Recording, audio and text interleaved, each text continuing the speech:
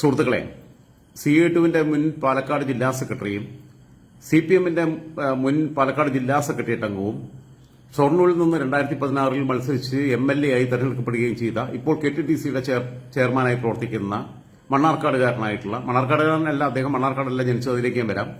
PK ശശിക്കെതിരെ CPM നടപടിയെടുത്തിരിക്കുന്നു. ഏതാനും മാസങ്ങൾക്ക് മുമ്പ് അദ്ദേഹത്തെ ജില്ലാ സെക്രട്ടേറിയറ്റിൽ നിന്ന് തരം താഴ്ത്തിയിരുന്നു ജില്ലാ കമ്മിറ്റിയിലേക്ക്. ഇപ്പോൾ ജില്ലാ കമ്മിറ്റിയിൽ നിന്ന് അദ്ദേഹത്തെ ഏരിയ കമ്മിറ്റിയിലോട്ടോ ലോക്കൽ കമ്മിറ്റിയിലോട്ടോ അല്ല, മറിച്ച് പാർട്ടിയുടെ അടിസ്ഥാന ഘടകമായ ബ്രാഞ്ചിലേക്ക് തരം താഴ്ത്തിയിരിക്കുന്നു. അതായത് പൂർണ്ണമായും ഐസൊലേറ്റ് ചെയ്തിരിക്കുന്നു.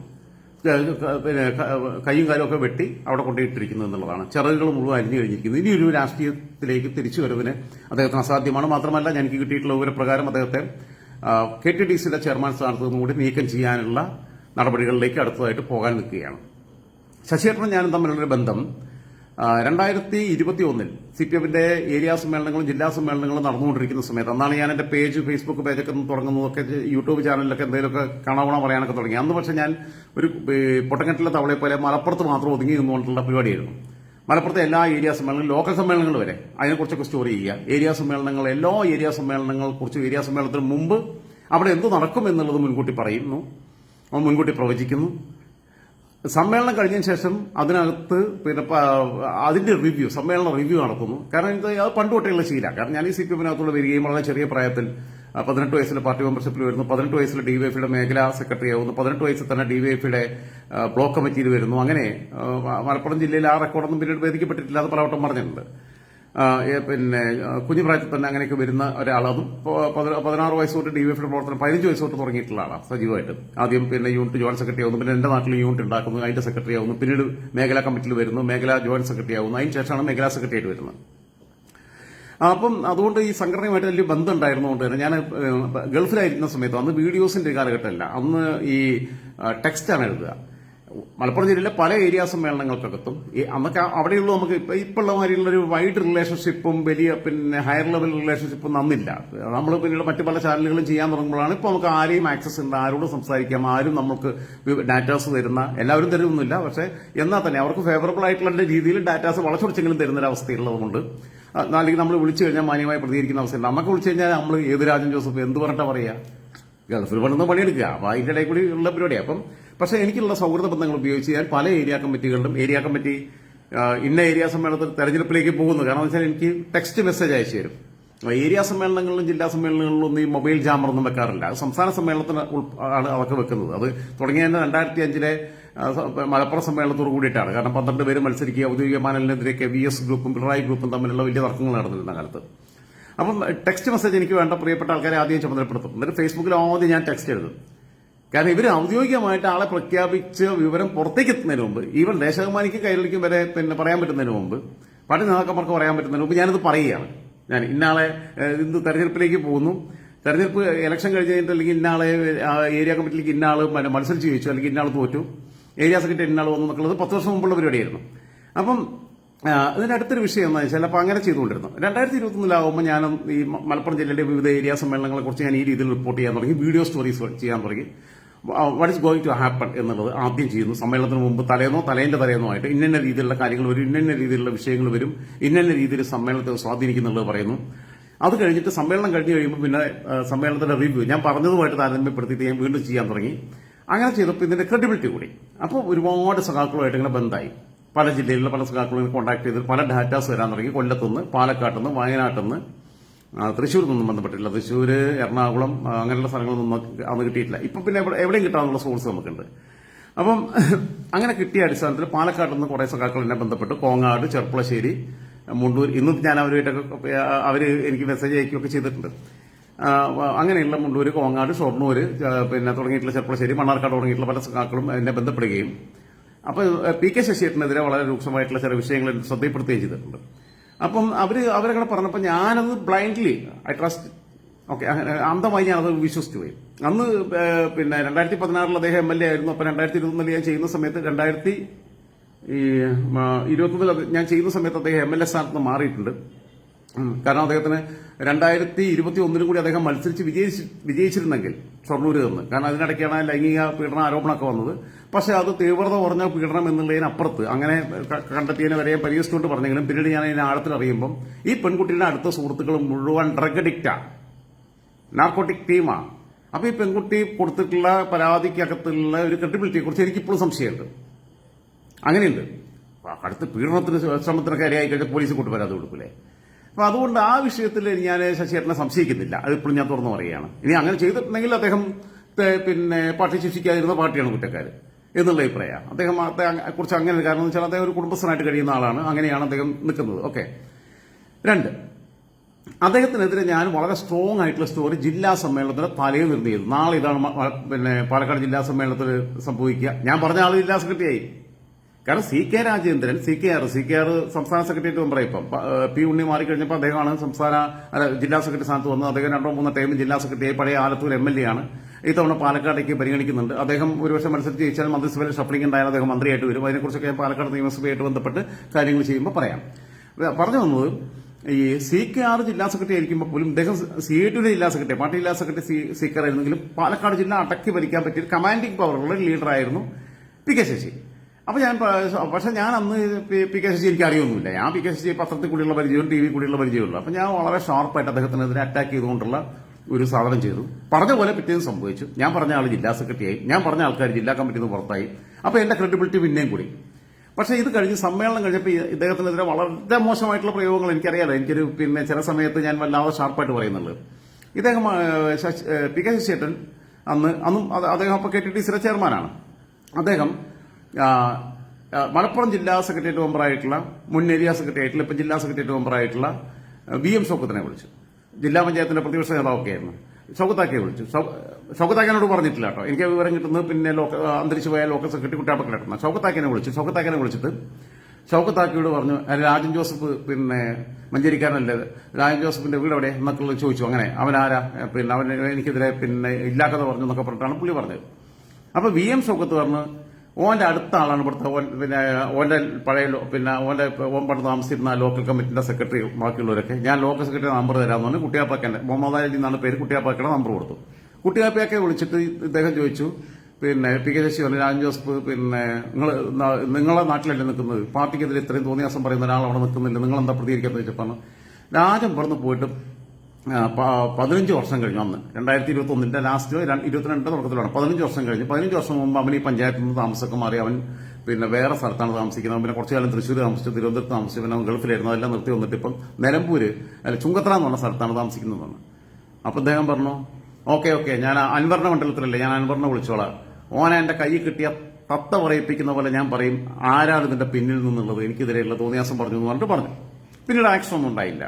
അൻവറിന്റെ അടുത്ത് വിളിച്ചു കഴിഞ്ഞാലോ അല്ലെങ്കിൽ നിലമ്പൂരെ പാർട്ടിയായിട്ട് ബന്ധപ്പെട്ട് നിലമ്പൂർ ഏരിയ സെക്രട്ടറിയുടെ അടുത്താണെങ്കിലും എടക്കര ഏരിയ സെക്രട്ടറിയുടെ അടുത്താണെങ്കിലും Edakkara area secretary Raveendran, Nilambur area secretary പത്മാഷനൊക്കെ വിളിച്ചു കഴിഞ്ഞാൽ എനിക്ക് തോന്നുന്നില്ല അങ്ങനെ അവര് രാജനെതിരെ ഒരു നീക്കത്തിലേക്ക് പോകാൻ തയ്യാറാവുമെന്ന്. ഒന്ന് എന്നെ അവർക്ക് അറിയാം കൃത്യമായിട്ട്, ഇങ്ങനെ നിലപാടുകൾ അറിയാം. എന്റെ സ്വഭാവം പണ്ടോട്ടേ അറിയുന്ന ആളാണ് പത്മാഷൻ, പ്രത്യേകിച്ച് പപ്പേട്ടൻ ഞാൻ വിളിക്കുക.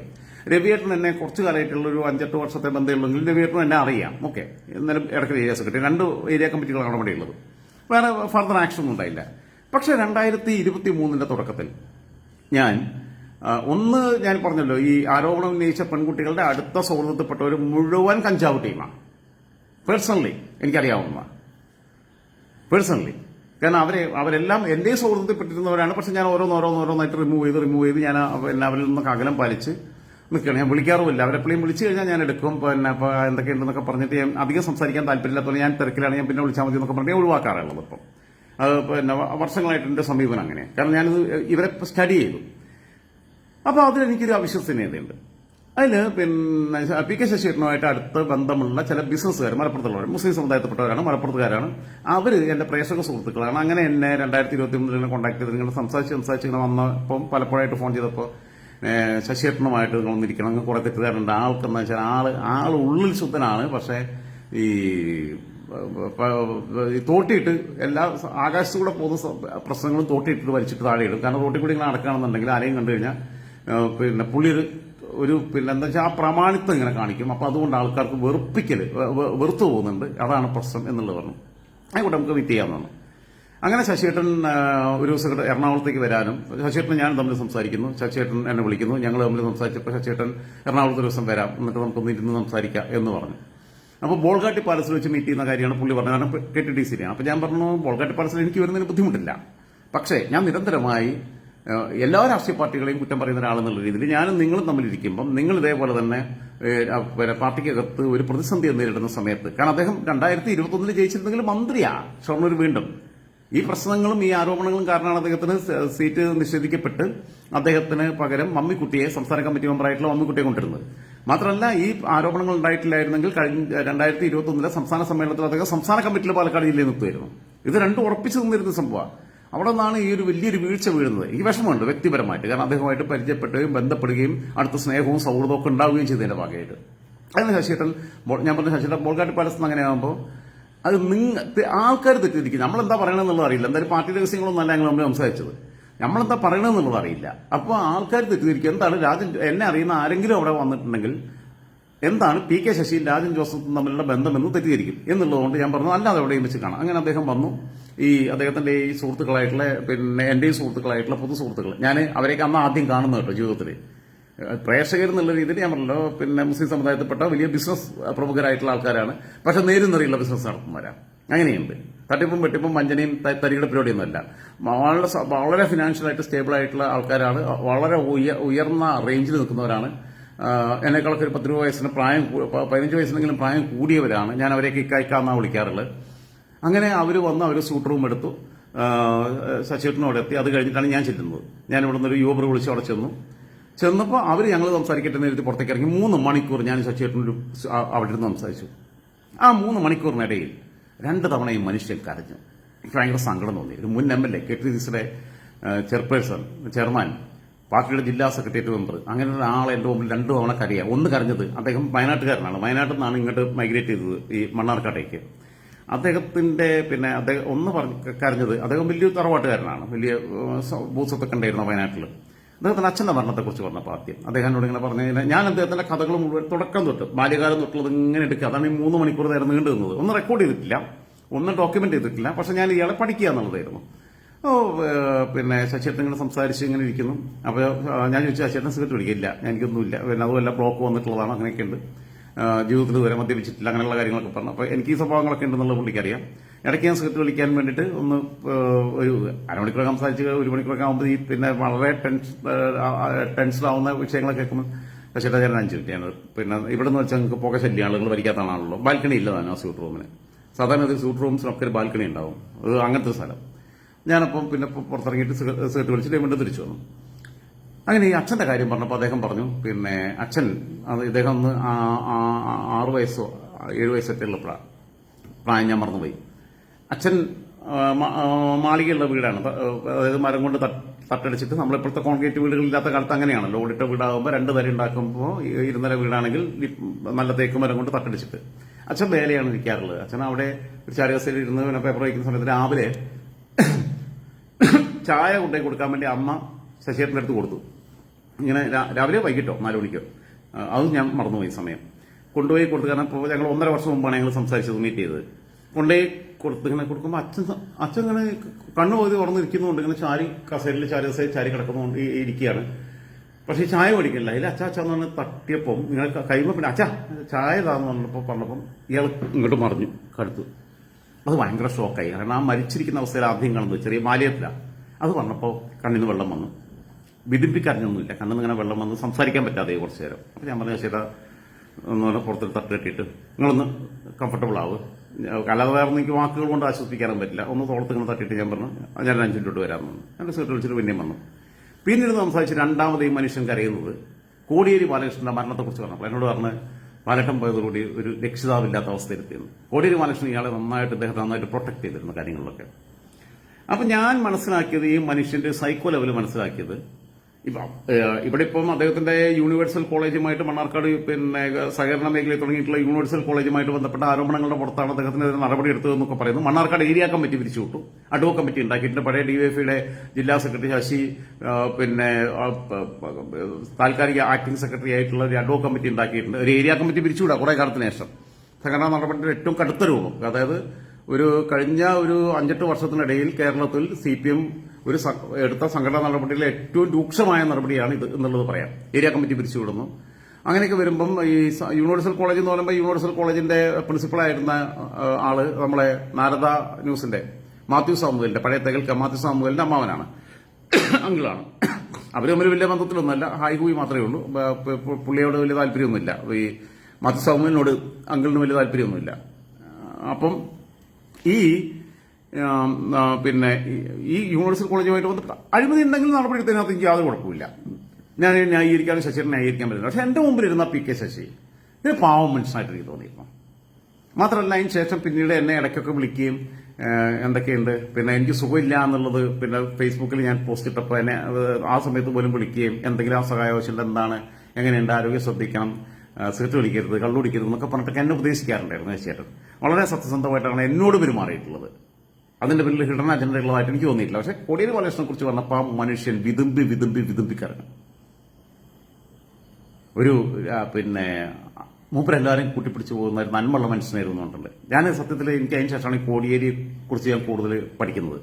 കോടിയേരിയോട് പല കാര്യങ്ങളും എതിർപ്പുണ്ടാകുമ്പോൾ ബിരീഷിന് പോലും അതിന് ശേഷം വന്നിട്ടുള്ള, കോടിയേരിയുടെ മരണത്തിന് ശേഷം വന്നിട്ടുള്ള മാറ്റത്തെക്കുറിച്ച് ഞാൻ പലപ്പോഴും പറഞ്ഞിട്ടുണ്ട്.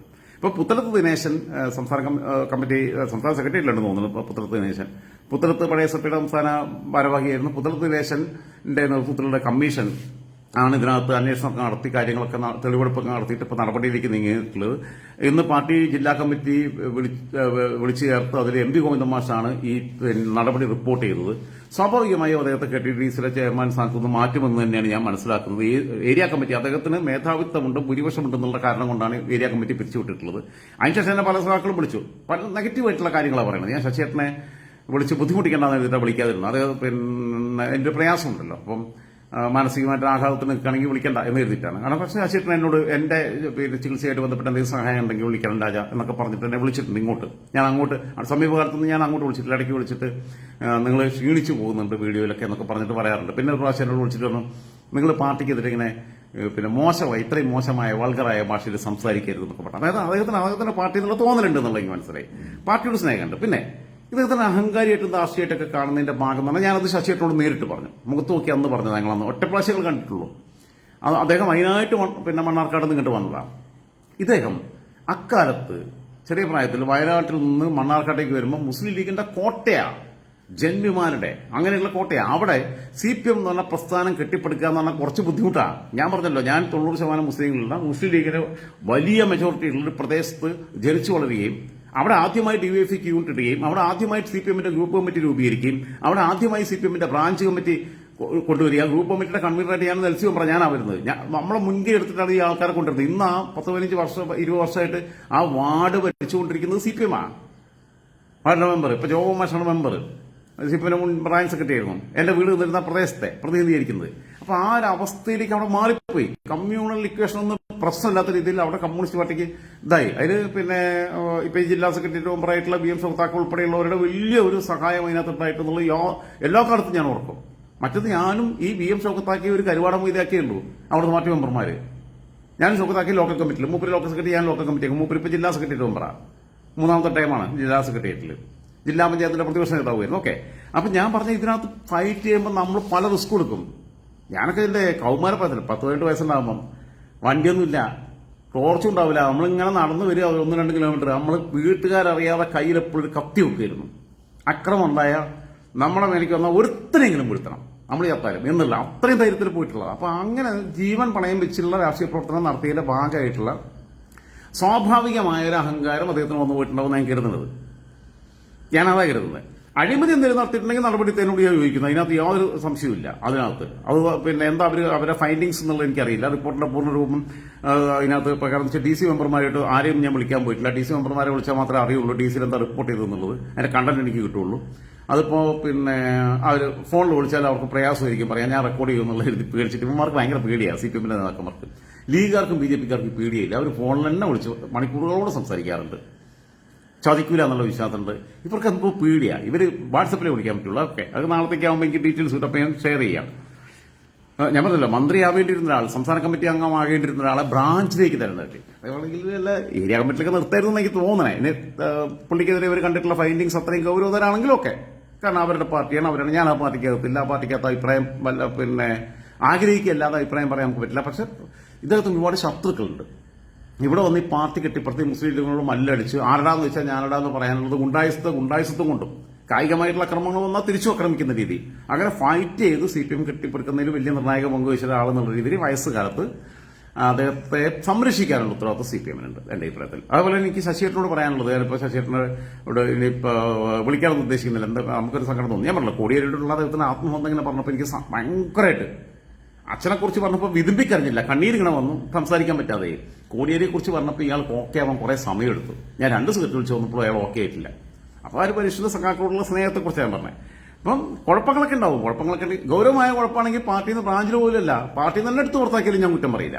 പക്ഷെ സംരക്ഷിക്കണം. കാരണം ഒരുപാട് ശത്രുത ഉണ്ടാക്കിയത് പ്രസ്ഥാനത്തിന് വേണ്ടിയിട്ടാണ്. അപ്പോൾ അതുകൊണ്ട് അദ്ദേഹത്തിനെതിരെ ഇനിയിപ്പം അദ്ദേഹവുമായി ഫൈറ്റ് ചെയ്ത ഏതെങ്കിലും വൈരാഗ്യ ബുദ്ധിയുള്ള ശത്രുക്കളുണ്ടെങ്കിൽ അവരെ ആക്രമിക്കാൻ നിന്നു കഴിഞ്ഞാൽ അത് സ്വമേധയാ ഏറ്റെടുത്ത് CPM-ന്റെ ആളുകൾ അദ്ദേഹത്തിന് സംരക്ഷണം ഏർപ്പെടുത്തണം എന്നുള്ളത് തന്നെയാണ് എന്റെ ഒരു അഭിപ്രായം. അപ്പോൾ അതില് പിന്നെ മറ്റൊന്നും എനിക്ക് അദ്ദേഹത്തോട് പറയാനുള്ളത്, അദ്ദേഹം ചെയ്യേണ്ടത് KTDCയുടെ ചെയർമാൻ സ്ഥാനം സമയത്ത് രാജിവെക്കുക എന്നുള്ളതാണ്. ഇപ്പോൾ അത് രാജിവെക്കുക. കാരണം അവർ പുറത്താക്കും എന്നുള്ള കാര്യം എനിക്ക് ആ ഒരു സാധനം എനിക്ക് അത് സ്റ്റേറ്റ് ലെവലിലുള്ള 1-2 ആൾക്കാരിൽ നിന്ന് കിട്ടിയിട്ടുള്ള സാധനമാണ്. KTDC ചെയർമാൻ സ്ഥാനത്ത് മാറ്റും. ആ മാറ്റുന്നതിന് മുമ്പ് അദ്ദേഹം സ്വയം പോയിട്ട് രാജിവെക്കണം എന്നുള്ളതാണ്. എന്നിട്ട് അടങ്ങി ഒതുങ്ങി ഇനിയിപ്പോൾ ഇത്രയും കാലം ആയുസ്സിൽ ഈ ആരോഗ്യ പ്രശ്നങ്ങളും ഒക്കെ ഉണ്ടാകുമ്പോഴും പണിയെടുത്തു. വേണ്ട, നല്ല കടുത്ത വേനലിലായിരുന്നു പാർലമെന്റ് തെരഞ്ഞെടുപ്പ്. വിജയരാഘവൻ ആയിരുന്നു അവിടെ സ്ഥാനാർത്ഥി. അന്ന് മണ്ണാർക്കാട് നിയമസഭാ മണ്ഡലത്തിന്റെ തെരഞ്ഞെടുപ്പ് കമ്മിറ്റിയുടെ സെക്രട്ടറി ആയിട്ട് പ്രവർത്തിച്ചത് ശശിയേട്ടനാണ്. ശശിയേട്ടൻ ഞാൻ പലപ്പോഴും വിളിച്ചു, ഇപ്പൊ BJP-യിലെ മേജർ രവിയോടൊക്കെ പറഞ്ഞിട്ടുള്ള പോലെ തന്നെ ആരോഗ്യം നോക്കാതെ ശശിയേട്ടങ്ങൾ ഇറങ്ങരുത് പറഞ്ഞപ്പോൾ ഇല്ല, ഇത് എങ്ങനെയും പിടിച്ചെടുക്കണം എന്നാണ്. അപ്പോൾ ഞാൻ നിങ്ങൾ സ്വപ്ന ലോകത്ത് പിടിച്ചെടുക്കാൻ പറ്റില്ല, ഇല്ല പാലക്കാട് കിട്ടുന്നുള്ളതാണ് ട്രെൻഡ്, അങ്ങനെയാണ് പാർട്ടിയുടെ കാഴ്ചപ്പാട്, നമ്മൾ ആഞ്ഞു പിടിച്ചാൽ എന്നൊക്കെ പറഞ്ഞു. പൊളിറ്റ് ബ്യൂറോ മെമ്പറല്ലേ മത്സരിക്കുന്നത്, നമ്മൾ ആഞ്ഞു പണിയെടുത്താൽ നടക്കും. ഞാൻ അപ്പോഴും പറഞ്ഞു, ഞാനും ഇപ്പോൾ വിശ്വസിച്ചു. ഇങ്ങനെ ശശിയേട്ടൻ പറഞ്ഞു കേട്ടിട്ട് ഞാൻ ചോദ്യം ചെയ്തു, പാലക്കാട് ഒരു വർഷം അട്ടിമറി നടക്കാൻ ചിലപ്പോൾ സാധ്യത ഉണ്ട്. പക്ഷെ ഞാൻ അങ്ങനെ പറഞ്ഞപ്പോഴും ഞാൻ പറഞ്ഞു, ആലത്തൂർ മാത്രമേ ഉപതെരഞ്ഞെടുപ്പ്, അല്ലയോ ചേലക്കര മാത്രമേ ഉപതെരഞ്ഞെടുപ്പ് നടക്കുള്ളൂ, ആലത്തൂർ മാത്രമേ CPM-ന് കിട്ടുന്ന ഉറപ്പുള്ള ഒരേ ഒരു സീറ്റ് എന്ന് ഞാൻ പറഞ്ഞിട്ടുണ്ട്. അത് ശരിയാവുകയും ചെയ്തു. അപ്പം അങ്ങനെയൊക്കെ പറഞ്ഞ ഒരു മനുഷ്യൻ അന്ന് ആരോഗ്യം നോക്കാതെ ഈ 40 ഡിഗ്രി വരെ പാലക്കാട് ചൂടുണ്ടായിരുന്ന കാലത്ത് ഈ ഇത്രയും ആരോഗ്യ പ്രശ്നങ്ങളുണ്ട ഒരു മനുഷ്യൻ ഈ പ്രായത്തിൽ അങ്ങനെ പണിയെടുത്ത ഒരാളെ ഓടുള്ള ഒരു സ്നേഹം മാത്രമാണ് എനിക്ക് പങ്കുവെക്കാനുള്ളത്. മറ്റേത് ഈ ആരോപണം ഉന്നയിച്ച ടീമിന്റെ ആ പെൺകുട്ടി ഡ്രഗ് ഉപയോഗിക്കുന്ന എനിക്കറിയില്ല. അവളെ അടുത്ത ഫ്രണ്ട്സ് മുഴുവൻ കഞ്ചാവ് ഭരിക്കുന്നവരായിരുന്നു. എന്തായിരുന്നാലും പോട്ടെ. നമ്മള് ഇതിലിപ്പോ എന്താ പറയുക, ഇതില് വ്യക്തിപരമായി അദ്ദേഹത്തിന്റെ രണ്ടു പ്രാവശ്യം മുമ്പിൽ നിന്ന് കരഞ്ഞ മനുഷ്യൻ എന്നുള്ള സ്നേഹം ഉണ്ടാകുമ്പോൾ തന്നെയും ഇതിനകത്ത് വ്യക്തിപരമായ വൈരാഗ്യം അല്ലെങ്കിൽ ഒരാളെ കോർണർ ചെയ്യാന്നുള്ള ദുർദ്ദേശത്തോടുകൂടി ചെയ്തതാണെങ്കിൽ പാർട്ടി പരിശോധിക്കണം. അതല്ല, അദ്ദേഹത്തിനെതിരെ അത്രയും വലിയ അദ്ദേഹം എന്തെങ്കിലും വൃത്തികേട് കാണിച്ചു എന്നുള്ള അത്രയും വലിയ അഴിമതി, യൂണിവേഴ്സൽ കോളേജുമായിട്ട് ബന്ധപ്പെട്ടുള്ള അഴിമതി അങ്ങനെയുള്ള കാര്യങ്ങളോ കണ്ടെത്തിയിട്ടുണ്ടെങ്കിൽ, ഇപ്പോൾ ചെർപ്പളശ്ശേരി ബാങ്കിന്റെ പൈസ ഡൈവേർട്ട് ചെയ്ത് അങ്ങോട്ടിട്ടു. അദ്ദേഹം ഏകാധിപതിയെ പോലെ പാലക്കാട് ജില്ല അടക്കി ഭരിച്ചിരുന്ന ഒരാളാണ്. ഞാൻ പറഞ്ഞില്ല, മന്ത്രിയാവേണ്ടിരുന്ന ആളാ, കമ്മിറ്റി മെമ്പർ ആവേണ്ടിയിരുന്ന ആളാ 2021.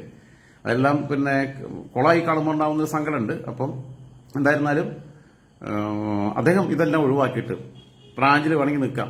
പണ്ട് P. ഗോവിന്ദപ്പള്ളിയെ ബ്രാഞ്ചിലേക്ക് തരം നടത്തിയിട്ടുണ്ട്, ചിന്തിച്ചും യുക്തിപൂർവ്വം കാര്യങ്ങൾ അവതരിപ്പിച്ചതിന്. അപ്പം അതുകൊണ്ട് അദ്ദേഹം എന്റെ അഭിപ്രായത്തിൽ KTDC ഒഴിവാക്കിയിട്ട് കൊച്ചുമക്കളെ കളിപ്പിച്ച് കുറച്ച് പച്ചക്കറിയൊക്കെ നോക്കിയിട്ട് നാട്ടിലുള്ള എന്തെങ്കിലും വിഷയങ്ങൾക്കകത്തൊക്കെ ഇടപെട്ട് ആരെങ്കിലും എന്തെങ്കിലും സഹായം ചോദിച്ചാൽ അതിന് ചെയ്യാൻ പറ്റുന്ന സഹായങ്ങൾ ചെയ്ത് അങ്ങനെ നിൽക്കുന്നതായിരിക്കും നല്ലത് എന്നുള്ളത് ഒരു പൊതു പ്ലാറ്റ്ഫോമിൽ വന്ന് പറയുന്നതിനകത്ത് ശരികളുണ്ടെന്ന് എനിക്കറിയാം. പക്ഷേ അദ്ദേഹത്തെ വ്യക്തിപരമായി വിളിച്ച് പറയാനുള്ള ബുദ്ധിമുട്ടുകൊണ്ടാണ്.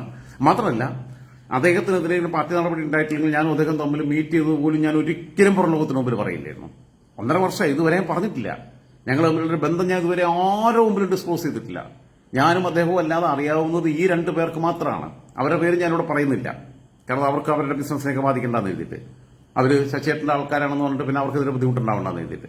അപ്പൊ അതുകൊണ്ട് ഞാൻ ഇതുവരെ ഞങ്ങൾ 4 പേർക്ക് പിന്നെ അറിയാവുന്ന വേറെ സുഹൃത്തുണ്ട്. ഓക്കെ, ഞങ്ങളിന്ന് ഇല്ല അവനും അറിയില്ല. ഓക്കെ, അവനും അറിയില്ല. അപ്പൊ ഞങ്ങൾ അത്ര കണ്ട് എന്നോട് അങ്ങേയറ്റം സ്നേഹത്തോടെയും കാരുണ്യത്തോടെയും കൂടിയിട്ട് ഇടയ്ക്ക് സുഖമില്ലാന്ന് എന്ത് സഹായം ആവശ്യമുണ്ടെങ്കിലും രാജ്യം വിളിക്കണം എന്നാണ് പറഞ്ഞിട്ടുള്ളത് എന്നോട്. എന്ത് കാര്യങ്ങളുണ്ടെങ്കിലും പറയണം, എന്തുണ്ടെങ്കിലും പറയണം. പിന്നെ നിങ്ങൾ മദ്യപിക്കരുത്, ആരോഗ്യം നോക്കണം, ചെറിയ പ്രായമാണ്, സിഗരറ്റ് വലിക്കരുത്, സിഗരറ്റൊന്നും വലിക്കാതെ നടന്നിട്ട് എനിക്ക് ബ്ലോക്ക് വന്നു, എനിക്ക് പിന്നെ ഹൃദയ സംബന്ധിയായിട്ട് അസുഖം, പല അസുഖങ്ങളുണ്ട്. അപ്പോൾ ഈ വലിച്ചിങ്ങനെ രാജൻ ഇങ്ങനെ പോകരുത്. അതേപോലെ രാജന്റെ ഭാഷ സഭ്യമായിട്ട് ഉപയോഗിക്കണം. രാജൻ പലപ്പോഴും അൺപാർലമെന്ററി ആയിട്ട് പോകുന്നുണ്ട്. രാജൻ ഞങ്ങളെ പാർട്ടിയെ വിമർശിച്ചു, പക്ഷെ ഞങ്ങളെ പാർട്ടിയെ വിമർശിക്കുമ്പോൾ രാജൻ ഒരു മര്യാദയിലും വിമർശിക്കുന്നൊക്കെ പറഞ്ഞിട്ട് എന്നോട് പറയാനുള്ള സ്നേഹം കാണിച്ചിട്ടുള്ള ജ്യേഷ്ഠ സഹോദര തുല്യനായിട്ടുള്ളൊരു ബന്ധം അദ്ദേഹത്തിന്റെ ഇടപെടലിലൂടെ ഉണ്ടാക്കിയെടുത്തു. അദ്ദേഹത്തിനെതിരെ നിശിതമായ വിമർശനം നടത്തുകയും പാലക്കാട് ജില്ലാ സമ്മേളനത്തിൽ അതൊരു വലിയ ഇമ്പാക്റ്റ് ആയിട്ട് മാറി. കാരണം അന്ന് 2021 ഞാൻ ചെയ്ത സ്റ്റോറി ഏകദേശം 50,000-ൽ പരം പേര് ഫേസ്ബുക്കിൽ കണ്ടു. അന്ന് യൂട്യൂബ് ചാനൽ റെഡി ആയിട്ടില്ല. അന്ന് പിന്നെ ഇപ്പോഴാണെങ്കിൽ യൂട്യൂബിൽ തന്നെ വേണമെങ്കിൽ 1,00,000 പേര് കാണും. അങ്ങനെ ഒരു അവസ്ഥയുണ്ട്. അപ്പം അങ്ങനെ കാണുകയും അത് സമ്മേളനത്തിൽ അതിനകത്തെ കണ്ടന്റ് മുഴുവൻ ഡിസ്കഷൻ ആവുകയും ചെയ്തതാണ്. ഗ്രൂപ്പ് ചർച്ചയിലും പുതിയ ചർച്ചയിലും പല ഏരിയയിലും. അന്ന് പല ഏരിയക്കാരും ഇപ്പൊ ഇന്ന് തന്നെ പല ഏരിയയിൽപ്പെട്ട സഖാക്കൾ വിളിച്ചു, ലോക്കൽ കമ്മിറ്റി അംഗങ്ങളായിട്ടുള്ളവർ വിളിച്ചൊക്കെ വിളിച്ചു. ഒരു സഖാവ് വിളിച്ചപ്പോൾ എന്നോട് പറഞ്ഞ് പിന്നെ എനക്കൾ പ്രായത്തിനുള്ളതാ, പാർട്ടിയിൽ ഉയർന്ന പദവി നിൽക്കുന്ന. അപ്പോൾ അവനോട് പറഞ്ഞ് പിന്നെ രാജേട്ടാ, ഞാൻ നാട്ടിലല്ല ഉള്ളത്, ഞങ്ങൾ ഈ വിവരം വൈകുന്നേരം 5 മണിക്ക് അറിഞ്ഞപ്പോൾ തന്നെ നാട്ടിൽ നിന്ന് വിട്ടു. കാരണം നാട്ടിലിരുന്ന് നമുക്ക് ആഘോഷിക്കാൻ തോന്നി. അപ്പം നാട്ടിലിരുന്ന് ആഘോഷിക്കാൻ പറ്റില്ല. സ്ഥലത്തിന്റെ പേര് പറഞ്ഞു. അവന്റെ നാട്ടിലൊന്നുമല്ല, അവന്റെ പിന്നെ ഏരിയയിലൊന്നുമല്ല, ജില്ലയും വിട്ടുപോയി, തൃശ്ശൂർ ജില്ലയ്ക്ക് പോയി. എന്നിട്ട് അവിടെ ഏതോ പിന്നെ ബാറിൽ പോയിട്ട് 2-3 പെഗടിച്ചു വന്നു. ഞാൻ പറഞ്ഞു, നിന്റെ രാഷ്ട്രീയ ഭാവി കളയരുതെന്നൊക്കെ പറഞ്ഞ് ഉപദേശിച്ചു. അവരൊക്കെ ശശിയേട്ടനെതിരാണ്. പക്ഷേ ശശിയേട്ടനെ ആത്മാർത്ഥമായിട്ട് സ്നേഹിക്കുന്ന കുറെ ആൾക്കാർ ഇപ്പുറത്തുണ്ട്. അതും എനിക്കറിയാം, നന്നായിട്ടറിയാം. കാരണം മണ്ണാർക്കാട് പാർട്ടി കെട്ടിപ്പടുത്തതിൽ പി കെ ശശിക്ക് വലിയ പങ്കുണ്ട്. അദ്ദേഹം ഷൊർണൂരിൽ നിന്നാണ് മത്സരിച്ച MLA ആയെങ്കിലും ഓക്കെ, എന്തായാലും ഇനി നീട്ടുന്നില്ല, ഒരുപാട് നീണ്ടുപോയി.